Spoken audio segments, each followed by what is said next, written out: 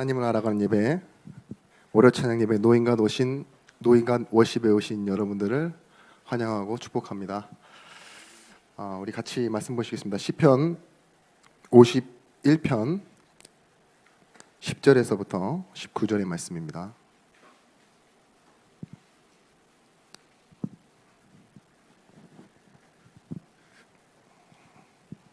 죄송한데 모니터 조금만 올려주십시오.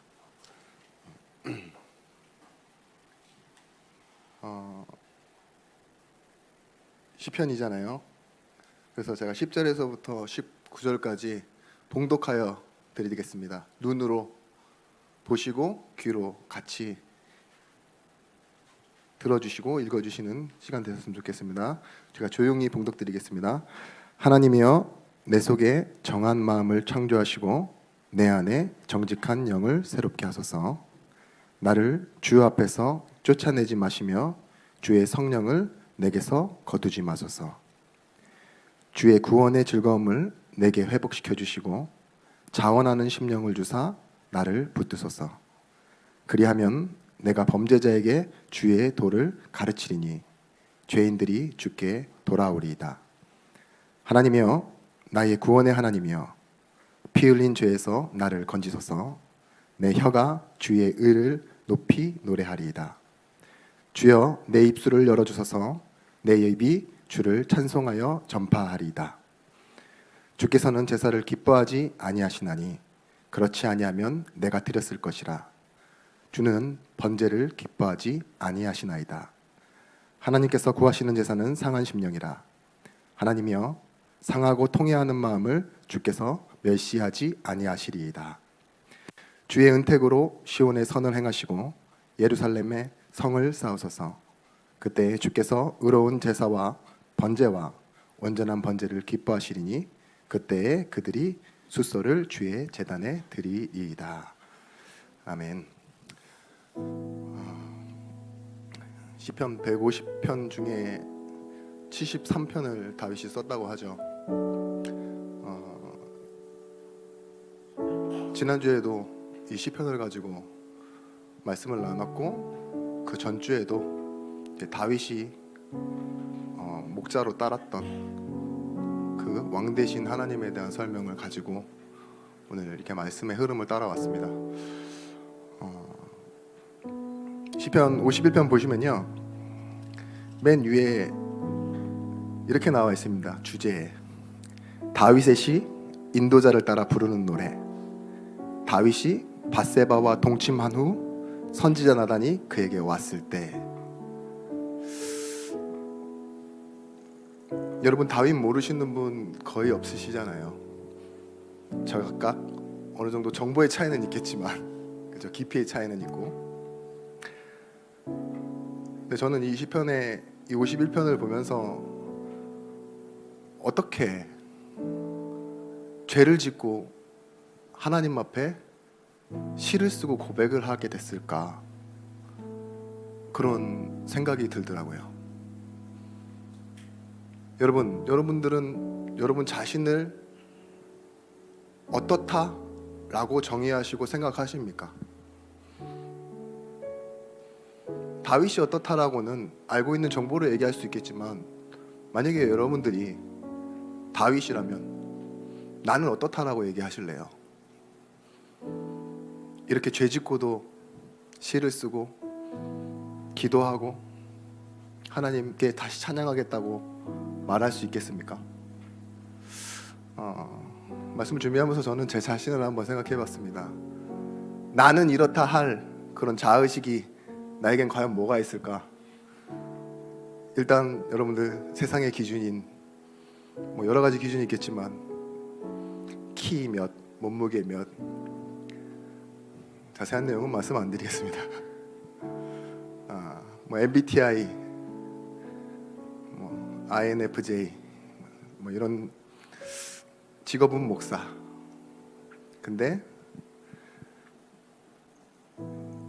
목사라는 사람들이 다 똑같지는 않잖아요. 좀 다른 저의 모습은 뭐가 있을까 고민해보니, 오늘 처음 보시는 분도 계시겠지만 오래전에 저를 보셨던 분도 계실 거예요. 이 노인과 워십에서 그때 저를 제가 제 자신에게 붙인 별명이에요. 수련회에서 뭐라 했냐?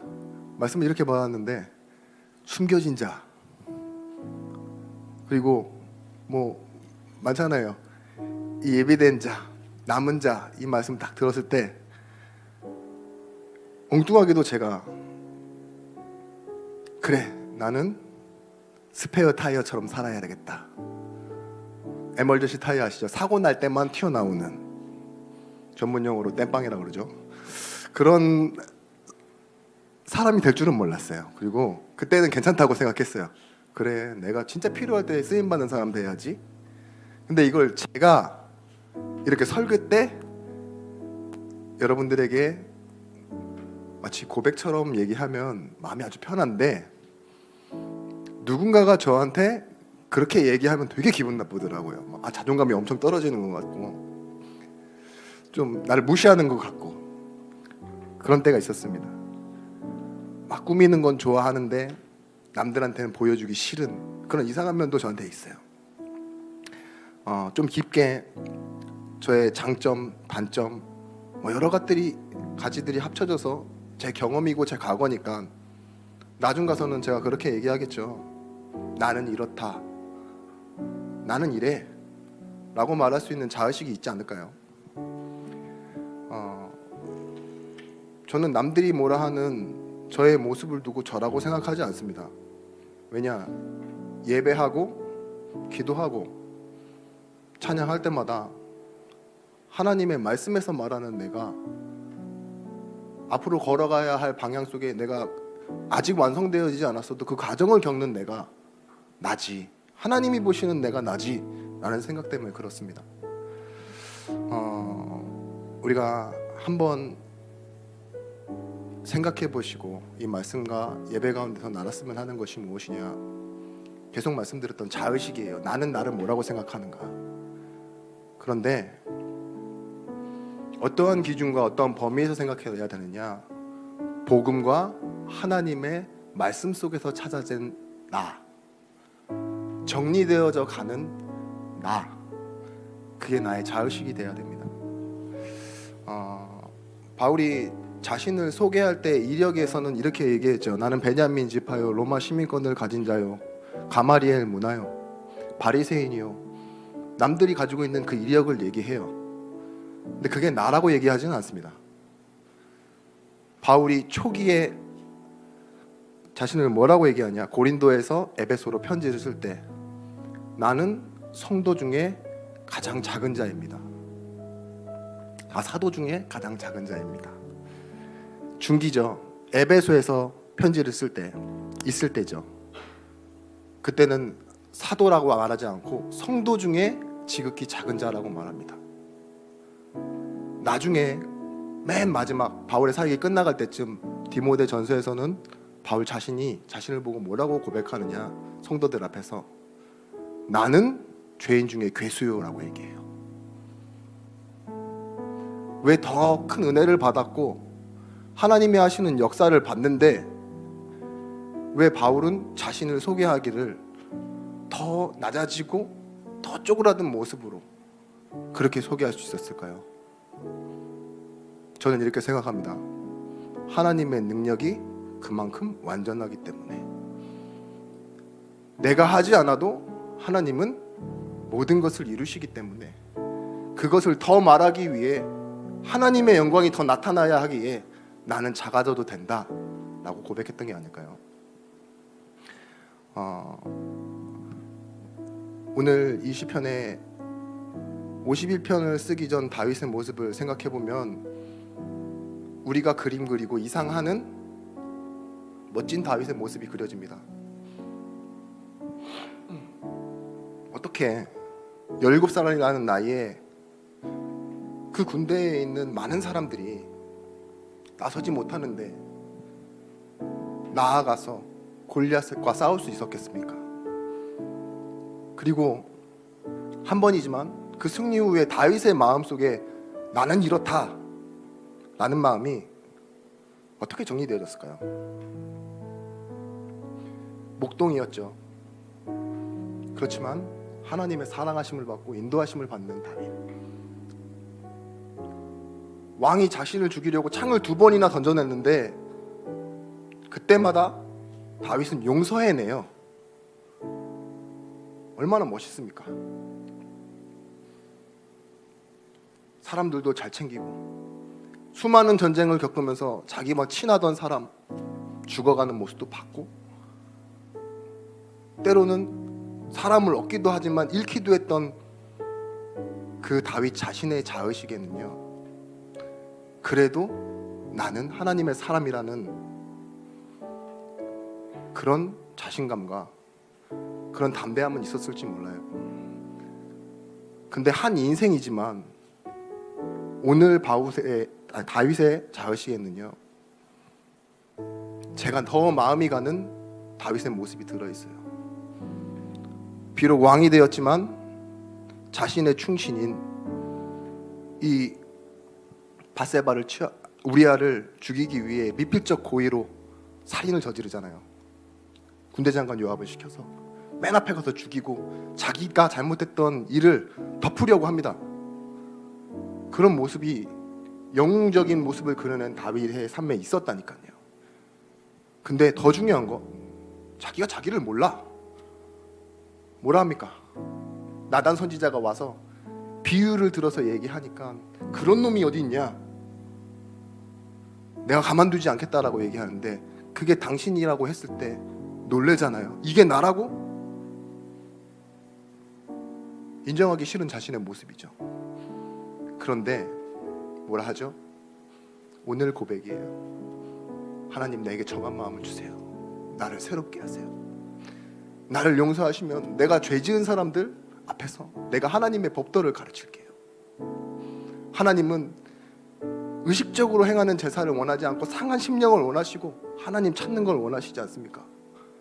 제가 왜 저 앞에 말씀드린 다윗보다 2번째 말씀드린 다윗이 마음에 와닿느냐? 저 같으니까, 제 모습 같으니까. 하나님 보시기에도 저는 2번째 모습의 다윗이 더 마음에 와 닿을 것 같아요. 왜냐?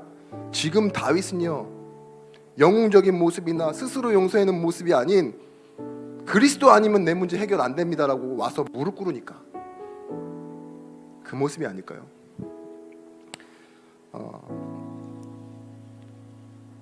우리가 세상에서 듣는 메시지가 있습니다. 의지를 북돋는 메시지. 뭐가 있죠? 광고에 많이 나오죠. Just do it, 나이키. 당신 할 수 있습니다. You can do it. 할 수 있으면 그리스도가 필요 없잖아요. You cannot do it. 나는 할 수 없어요. 근데 오늘 앞에 찬양했던 것처럼 뭐라고요? 그리스도가, 예수가 나의 목자 되시기 때문에 나는 부족함을 모릅니다. 이게 나의 자의식이 되는 거예요. 나는 더 이상 원하는 게 없습니다. 여러분, 우리가 응답의 확신이라는 말은 응답 받을 것을 믿는 게 응답의 확신이 아니죠. 여기 계신 분들 중에 주유소가 많다고 기름 넣어야 되겠다라는 생각 해보신 분 계세요? 주유등에 불이 들어올 때예요. 내가 느낄 때 이게 필요하구나라고 느낄 때. 병원이 많다고 병원 가지 않잖아요. 내가 아플 때 병원을 찾는 거고, 교회가 많다고 해서 믿어야겠다는 생각, 주변의 분위기가 은혜 받는다고 해서 내가 은혜 받아야겠다는 생각이 안 듭니다. 내 자식 속에 나는 그리스도가 필요한 사람이구나 라고 깨달아져야지만 오늘 뭐예요? 내 입술의 고백에서 그리스도를, 복음을 찾게 돼 있는 것입니다. 여러분, 예배가 그런 것입니다. 하나님의 말씀을 듣고 내가 누구인지를 깨닫고 삶의 현장과 예배로 돌아와 기도를 할 때 그리스도가 필요합니다. 이걸 구하며 찾고 나아가는 인생. 그러면 우리의 자의식은 어떻게 되느냐? 과거에는 하나님 모르던 죄인이었으나 오늘은 뭐예요? 하나님과 함께하는 의인. 미래는 하나님이 함께하는 것을 가지고 하나님께 영광 돌릴 증인. 죄인이 의인되고 의인이 증인된다니까요. 이것이 우리 인생 속에 들어있는 응답입니다. 여러분, 다른 사람과 세상과 비교하는 나 말고 하나님이 보시는 나, 자녀요, 성도요, 전도자, 이걸 알고 있는 사람이 가지고 있는 자의식을 또 다른 말로는 확신이라고 합니다. 그럼 두 번째로, 이 확신을 가진 사람은 과연 무엇이 능력이겠습니까? 저는 이렇게 말씀드리고 싶어요. 하나님의 시간표 속으로 들어가는 게 능력입니다. 노력과 공로를 가지고 우리가 구원받는 거 아닙니다.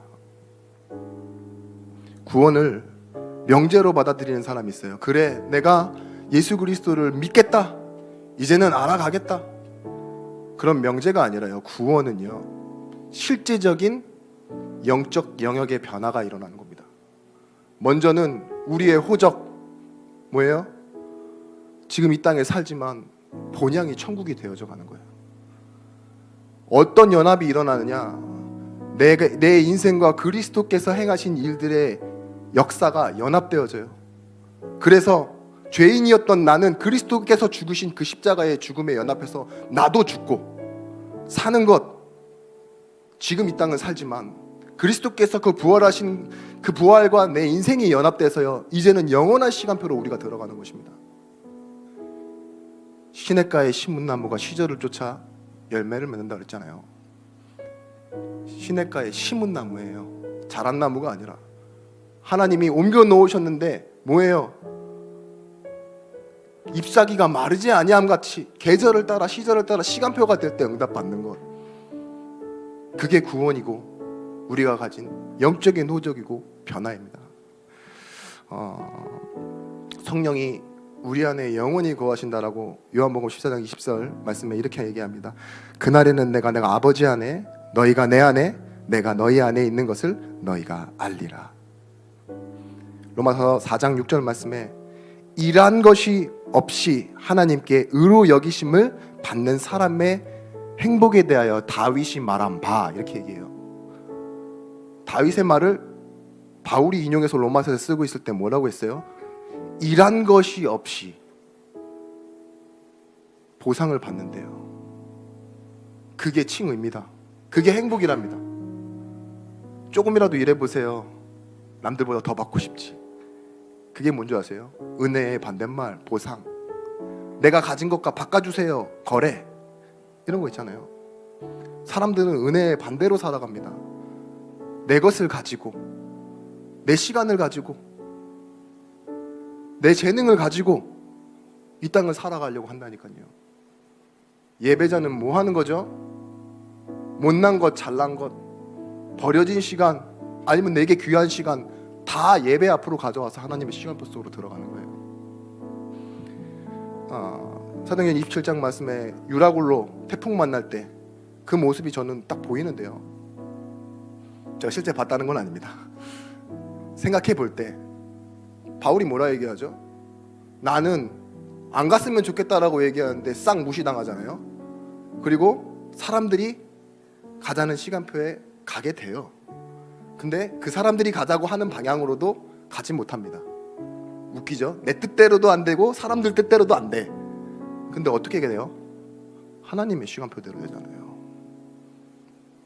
그게 우리의 인생입니다. 여러분, 세상과 사람을 따라가지 말라.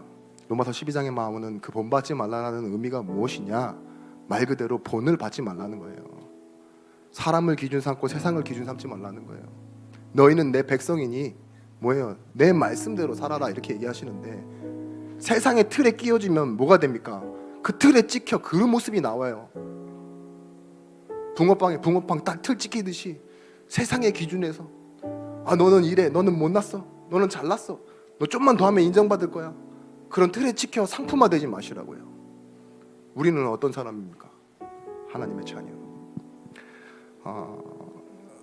그래서 여러분의 시간표는요, 줄 서서 얻는 시간표가 아니에요. 선착순 절대 아닙니다. 하나님의 능력의 시간표 속으로 들어가는 거예요. 내가 연약할수록 뭐예요? 부모는요, 나에 대한 사랑을 끊지 않으시죠. 더 오히려 직원은 자르겠지만 하나님의 의가 뭐냐? 관계예요. 내가 하나님과의 관계 속에 의로 남아있기 때문에 하나님은요, 내가 없는 동안에도 하나님은 자신의 의무와 관계를 유지하기 위한 의무를 성실히 수행하고 계십니다. 창세기 50장 20절 말씀, 당신들은 나를 팔았고 나는 그것을 겪었고, 그런데 하나님 뭐라고 해요? 끝을 선으로 바꾸셨다고 그러잖아요. 13년입니다. 원인을 네가 제공해서 나는 그걸 겪었어. 잡혀갔다가 감옥 갔다가 그리고 나왔지. 근데 뭐라고 해요? 끝을 선으로 바꾸셨대요. 여기에 중요한 게 뭡니까? 인과관계가 아닙니다. 당신과 내가 중요한 게 아니라 무엇이 개입되어 있어요? 하나님의 계획, 하나님의 시간표. 아볼로는 물을 주었고 나는 심었다. 그런데 중요한 건 뭐냐? 오직 자라나게 하시는 이는 하나님이시니라. 저 사람이 뭔가를 시작했고 나는 과정을 겪어가고, 그러니까 무엇이 더 중요하다 말할 수 있는 게 아니에요. 이 모든 것은 뭐예요? 하나님의 시간표 속에 있는 거예요. 마지막으로 우리 출애굽기 33장 14절 말씀에 모세가 그렇게 얘기합니다. 사흘 길을 이르면 가는 그 길을 40년 걸어놓고서도, 광야에서 이미 자신은 도망자로 40년을 살았으니까 80년을 그 광야에 있었으면서도 뭐라고 하세요?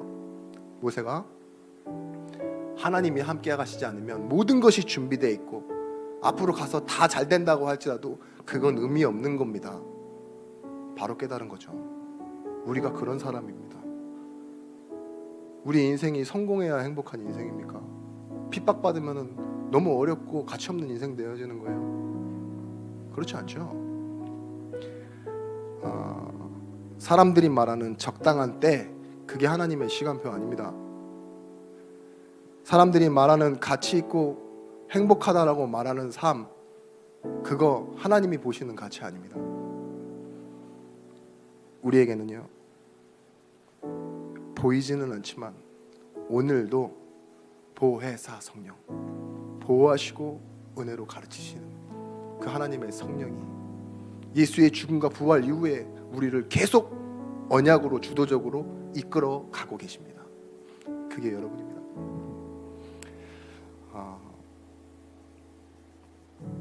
하나님은요, 여러분들을 포기하지 않으세요. 그 증거가 뭐냐? 십자가입니다. 십자가를 Passion of Christ 이렇게 얘기하죠. 하나님의 열정이라고. 그 열정이 발생된 곳이 어디입니까? 하나님의 사랑이잖아요. 근데 그 사랑 때문에 열정을 가지신 그분께서 그 열정 때문에 십자가로 가시는데 종의 형체를 가지사 비난받고 조롱당하고 외면당하고 거절당하는데 거기서 뭐라 하세요? 개의치 않으시고 오히려 기뻐하셨대요. 죽기까지. 포기하지 않는 하나님의 사랑. 그 십자가가 결국은 우리에게는 뭐예요? 심볼이 아니라 하나님의 의지로 보여져야 돼요. 자, 그러면 우리의 자의식 속에는요, 내가 하나님의 시간표 속에 살아가는 것을 알아야 돼요. 그 하나님의 시간표 안에는 무엇이 있느냐? 줄서기가 아니라 하나님의 뜻과 의지가 들어있다는 걸 우리는 알고 회복하며 살아가야 되는 겁니다. 그 십자가의 사랑은요, 시대와 역사를 따라와서 하나님의 계획된 약속을 이루기 위해 우리에게 언약으로 다가왔습니다. 그걸 믿는 게 언약 붙잡는다고 하는 거잖아요. 나를 따라왔어요. 십자가에서부터 지금까지 지치지 않고 그 시대를 흘러 나라를 넘어 선교와 전도를 통해 우리에게 왔다니까요. 이걸 믿는 여러분의 때, 그 오늘은 하나님 보시기에 진짜 축복된 날입니다. 우리 한번 같이 기도했으면 좋겠습니다. 빌립보서 1장 6절 말씀, 너희 속에 착한 일을 시작하신 이가 그리스도 예수의 날까지 이루어 가신다 했어요. 이뤄라 하지 않으시고. 우리 그래서 이렇게 기도했으면 좋겠습니다. 하나님, 훌륭하지 않은 아브라함 한 사람 부르셨지만 모든 세상을 살리는 그 시간표를 준비했던 것처럼 하나님, 내가 이 부르심을 가지고 남을 일평생을 하나님의 시간표 속에서 살아가기 원합니다.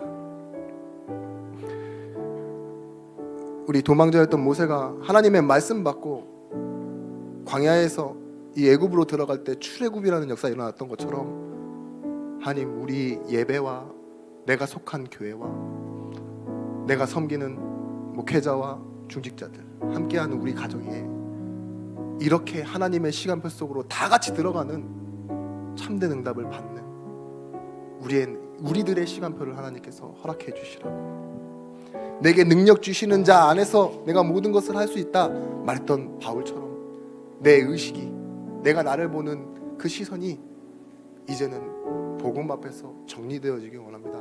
이렇게 한번 같이 기도하도록 하겠습니다. 기도하겠습니다. 하나님, 우리가 예배 앞에 나와왔습니다. 이 속에서 하나님이 보시는 나를 찾아내게 하시고, 나를 버리고 나를 살리는 그 응답의 시간, 우리가 하나님이 원하시는 단을 쌓는 시간이요, 예배하며 찬양하며 기도하는 시간이 되어지기를 원합니다.